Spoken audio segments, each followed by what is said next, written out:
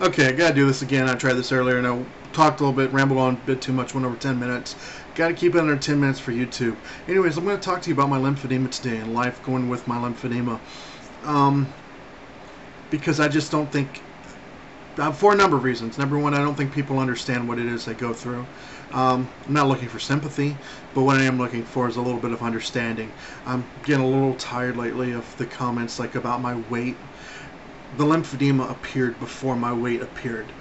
Every time the lymphedema gets worse, my weight gets worse. Not to say that there hasn't been some failures on my part on the weight. Of course there has been. But I get sick and tired of the cause for everything that's in my life being attributed to just the weight and not the disease. Tired of people acting like I'm a lazy podcast who doesn't do anything. And does so because I'm just lazy. I'd like to get out and be more active. I'd like to go do more things. It's a lot to deal with. It really is. When I can get past the mental depression of wanting to shoot myself in the head for what my legs look like every day, there's the physical aspect of it, and I'm tired and fatigued, and carrying around 40 extra pounds on each leg is not easy.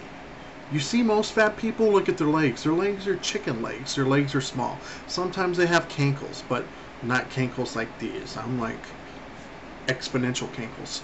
Anyways, part of it's the fear. Part of the fear is the fear aspect. I'm ashamed. I have not worn shorts in 5 years. I'm deeply ashamed. I kind of want to try and move past that a little bit.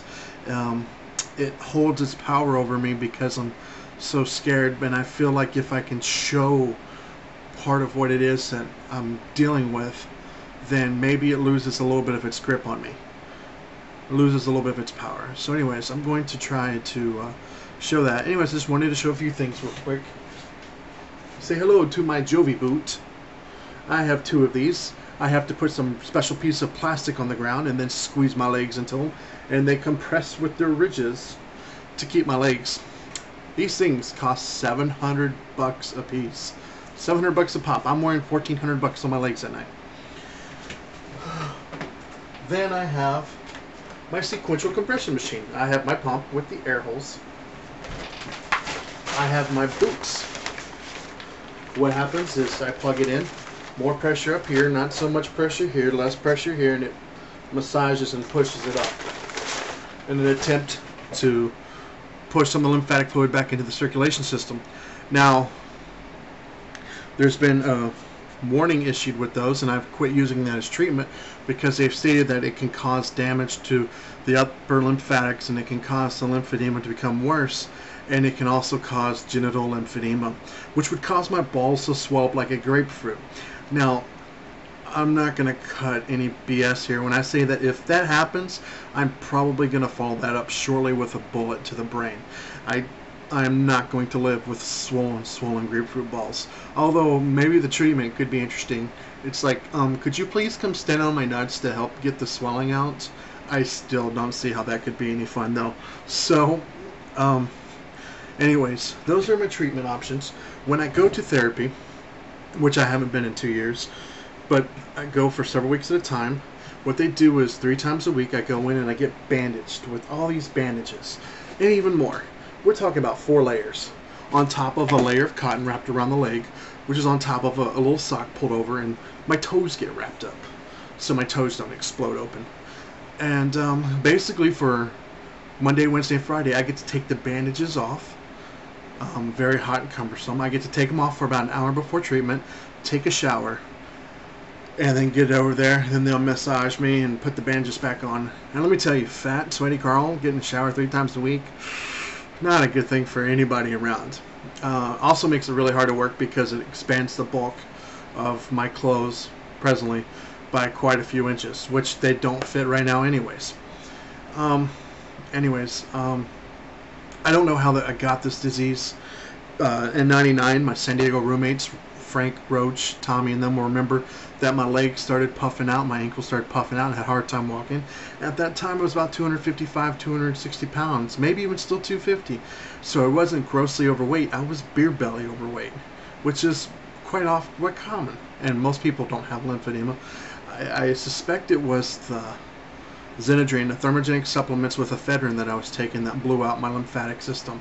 Anyways, for those of you that don't know, what's going on is that my lymphatic system is blown out. It's like your second circulatory system, so the lymphatic fluid cannot move back up. Gravity and the inability of the veins or whatever it goes through to come back up is not letting it back up, so it soaks like a sponge through the tissues. It's protein rich, it's bacteria rich, it's prone to infection. Not only that, but there's a lot of iron in it, so it stains my skin and tissues completely purple.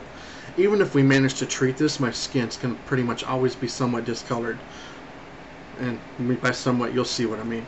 A little bit more than somewhat. Anyways, any infection I get anywhere throughout my body. Let's say I go get another tattoo by Trevor somewhere around here. An open wound, an infection generated in an open wound can circulate down, get stuck in the plumbing, and then I'll get what's called cellulitis, which is a localized infection down in my lymphatic limb. Temperature will go way up. I get delirious. My legs will swell up real bad, and I get more scar tissue. And each time I get cellulitis, it gets worse than the next because of the buildup of scar tissue each time. Eventually, it's going to start causing some serious complications, and this could eventually wind up in the amputation of my legs. My grandmother and mother are really worried about that. Me and my friend Angie and I have talked about that because I wouldn't be a very friendly guy in a wheelchair. Matter of fact, I think I would be the most bitter, angry person. I don't even think I'd stick around. I'm sorry.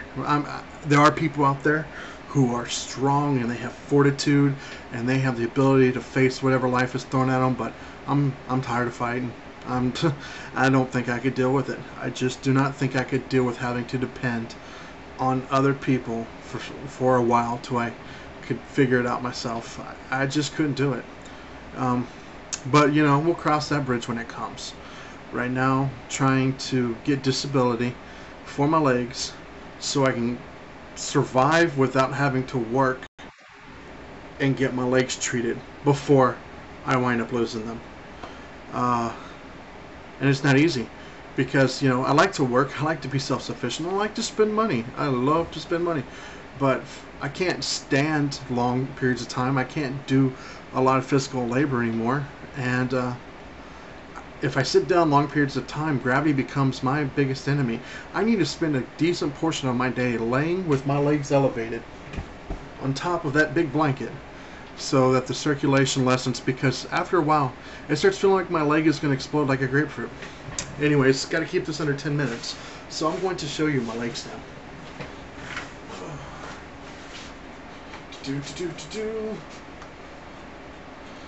Pull this up all the way. Don't know how well you can see this, but that is because of the lymphedema. Discoloration. This big thing is because of the lymphedema.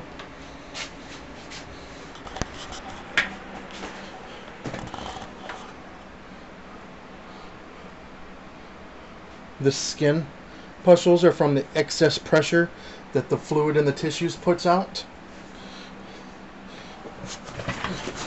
You can see what I mean about my feet being swollen, not being able to fit in regular shoes. Pretty gross. I hope you weren't eating when you watched that.